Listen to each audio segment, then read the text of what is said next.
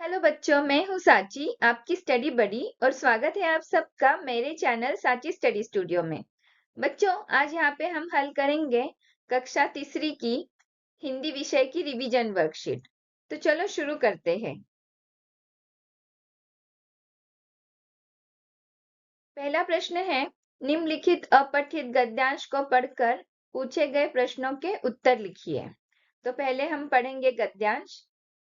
एक नन्ही परी थी, वह बहुत प्यारी थी, पर उसे उड़ने में बहुत डर लगता था। उसकी दो प्यारी सखियां थी, सोना और मोना। एक दिन उन्होंने नन्ही परी से कहा, नन्ही परी, आज हम धरती पर घूमने जाएंगे, क्या तुम हमारे साथ चलोगी? नन्ही परी डर गई। वह बोली, नहीं नहीं, मुझे उड़ने से डर लगता है। तब सोना और मोना बोली, हम तुम्हारे साथ हैं, तुम्हें डरने की कोई जरूरत नहीं है। नन्ही परी सोना और मोना के साथ उड़ने लगी। वह बहुत खुश हुई और उसका डर समाप्त हो गया था।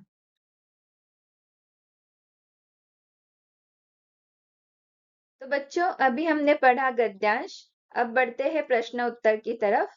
पहला प्रश्न है, नन्ही परी को किससे डर लगता था?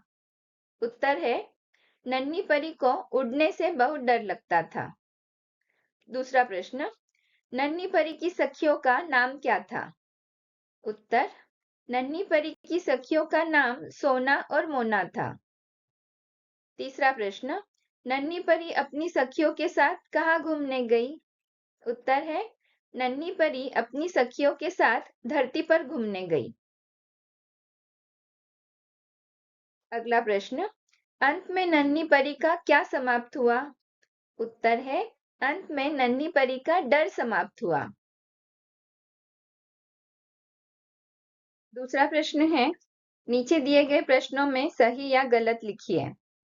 क, व्यंजन 12 और स्वर 33 होते हैं। उत्तर है गलत। ख, क्ष, त्र, क्ष, ज्ञ संयुक्त व्यंजन है। उत्तर है सही। ग, हिंदी वर्णमाला में अंग और आहा व्यंजन है। उत्तर है गलत। अगला प्रश्न है, नीचे दिए गए प्रश्नों के उत्तर एक शब्द में लिखिए। क, भारत में सबसे अधिक कौन सी भाषा बोली जाती है? उत्तर है हिंदी। ख, भाषा के कितने प्रकार हैं और कौन से? उत्तर 2, मौखिक, लिखित। ग, मराठी भाषा कौन से राज्य में बोली जाती है? उत्तर है महाराष्ट्र। अगला प्रश्न है, नीचे दिए गए प्रश्नों के उत्तर लिखिए। पहला प्रश्न, स्वरों के निश्चित चिन्हों को क्या कहते हैं? उत्तर है, स्वरों के निश्चित चिन्हों को मात्रा कहते हैं। दूसरा प्रश्न, स्वर और व्यंजन मिलकर क्या बनते हैं? उत्तर, स्वर और व्यंजन मिलकर शब्द बनते हैं। पांचवा प्रश्न, दिए गए वर्णों को मिलाकर सही शब्द बनाइए। पहला शब्द है री अधिक ब अधिक क। उत्तर है बकरी। दूसरा, न अधिक ए अधिक क। उत्तर है ऐनक। अगला प्रश्न, संज्ञा शब्द लिखिए। क, खाने वाले दो चीजों के नाम। उत्तर, केला, लड्डू। आप आपके पसंद के नाम लिख सकते हो। ख, आप जिन दो खिलौनों से खेलते हैं। उत्तर, गेंद, कार। ग, आपके घर में दिखाई देने वाले दो वस्तुओं के नाम। उत्तर, मेज, कुर्सी। अगला प्रश्न है, दिए गए पुल्लिंग शब्दों के स्त्रीलिंग शब्द लिखिए। पहला शब्द गायक। उत्तर, गायिका। दूसरा शब्द लेखक। उत्तर, लेखिका। और तीसरा शब्द है बहन। उत्तर है भाई। अगला प्रश्न है, निम्नलिखित पठित पद्यांश को पढ़कर पूछे गए प्रश्नों के उत्तर लिखिए। तो पढ़ते हैं पद्यांश। सुनो सुनो एक बात सुनाऊं, कैसी अजब पहेली है। जिधर जिधर मैं नजर घुमाऊं सारी दुनिया मेरी है। दादाजी पूरब में रहते, पश्चिम में मेरे नाना जी। दोनों ही चिट्ठी में लिखते, छुट्टी में तुम घर आना जी। किस किस के घर छुट्टी काटूं, मेरी जान अकेली है। जिधर जिधर मैं नजर घुमाऊं सारी दुनिया मेरी है। दक्षिण में बुआ जी रहती, जीजी रहती उत्तर में। सबकी सुंदर सुंदर फोटो लगी हुई मेरे घर में। कवि है ओम प्रकाश कश्यप। तो बच्चों, अभी हमने पढ़ा पद्यांश। बढ़ते हैं प्रश्न उत्तर की तरफ। पहला प्रश्न, बच्चे को क्या अजब पहेली है। उत्तर है, बच्चा जहां भी नजर घुमाता है तो उसे पूरी दुनिया ही अपनी नजर आती है। ऐसा कैसे, यही उसकी पहेली है। दूसरा प्रश्न, बुआ जी कहाँ रहती है। उत्तर है, बुआ जी दक्षिण में रहती है। अगला प्रश्न, पूरब में कौन रहते हैं। पूरब में दादाजी रहते हैं। अगला प्रश्न, कविता के कवि का नाम क्या है। उत्तर, कविता के कवि का नाम ओम प्रकाश कश्यप है।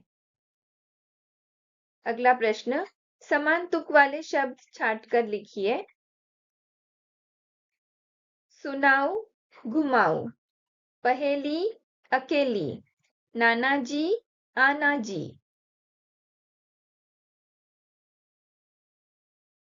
अगला प्रश्न है, निम्नलिखित पठित गद्यांश को पढ़कर दिए गए प्रश्नों के उत्तर लिखिए। पढ़ते हैं गद्यांश। कुछ झंडे एक ही रंग के होते हैं, जैसे सफेद, लाल, काला या पीला। सफेद झंडे का अर्थ है संधि या समर्पण। चीन में सफेद रंग को शोक का प्रतीक माना जाता है। लाल रंग खतरे का प्रतीक है तथा इसके विपरीत हरे रंग के झंडे का अर्थ है कि सब ठीक ठाक और सुरक्षित है। पीला रंग गंदगी और महामारी का प्रतीक है। काले रंग का झंडा शोक, मृत्यु या विरोध का संकेत देता है। तो बच्चों, अभी हमने पढ़ा गद्यांश। अब देखते हैं प्रश्नोत्तर। पहला प्रश्न, चीन में सफेद रंग को किसका प्रतीक माना जाता है। उत्तर है, चीन में सफेद रंग को शोक का प्रतीक माना जाता है। दूसरा, लाल रंग किसका प्रतीक है। उत्तर, लाल रंग खतरे का प्रतीक है। तीसरा प्रश्न, काले रंग का झंडा किसका प्रतीक है। उत्तर, काले रंग का झंडा शोक, मृत्यु या विरोध का प्रतीक है।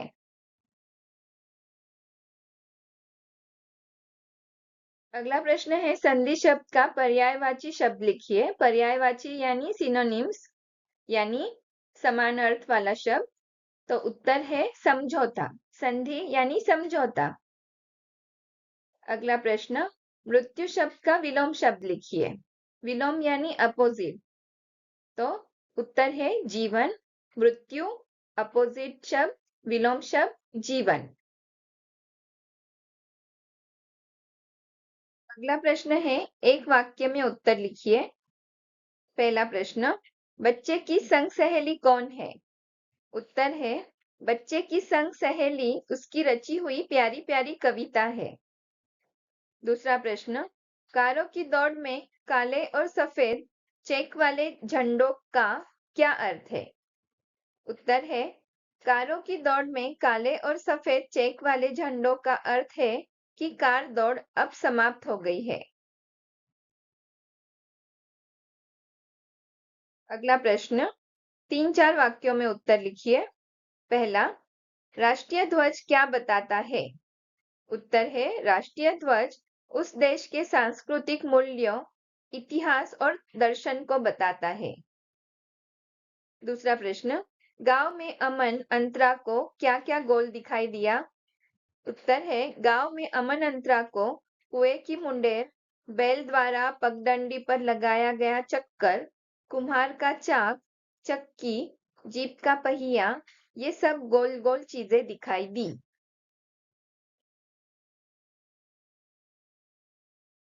अगला प्रश्न, बच्चे का संसार कौन सा है? उत्तर है दक्षिण, उत्तर, पूरब और पश्चिम। इन दिशा में बसे हुए बच्चे के अपने लोग ही बच्चे का संसार है। अगला प्रश्न, निम्नलिखित किसी एक विषय पर अनुच्छेद लिखिए, यानी 5 वाक्य।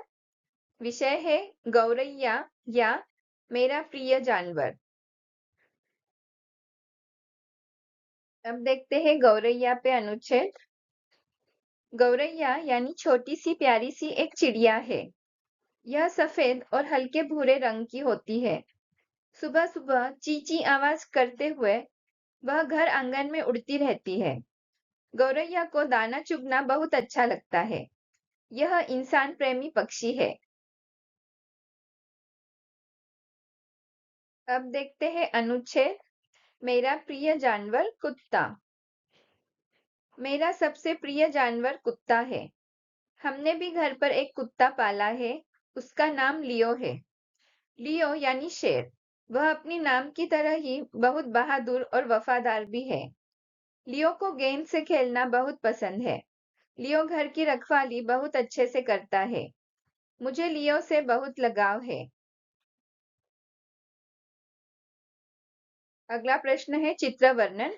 दिए गए चित्र का वर्णन अपने शब्दों में कीजिए।